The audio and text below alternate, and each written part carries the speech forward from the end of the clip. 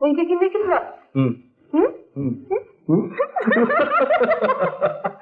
কি কি ভীতু! আমি ভীতু? না স্যার, নেই। কি নেই? বাসি ফুলুরিও কোথাও নেই। বাসি ফুলেরই কোথাও পেলে না? তাহলে কি হবে? তবে শুনে এলুম কাছে নাকি একটা ভালো হোটেল আছে। মানে কত কাছে? এই রাস্তার উপরেই।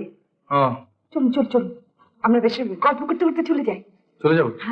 তাহলে গণেশ তুমি এক কাজ করো, তুমি গাড়িটাকে সারিয়ে নিয়ে হোটেলে চলে এসো। আগে বলেছি তো, কালকের আগে আর গাড়ি পাচ্ছেন না। কালকে? হ্যাঁ। হলো, কাছে যদি হোটেলটা না থাকতো তাহলে তাহলে গাছতলায় শুয়ে থাকতে হতো।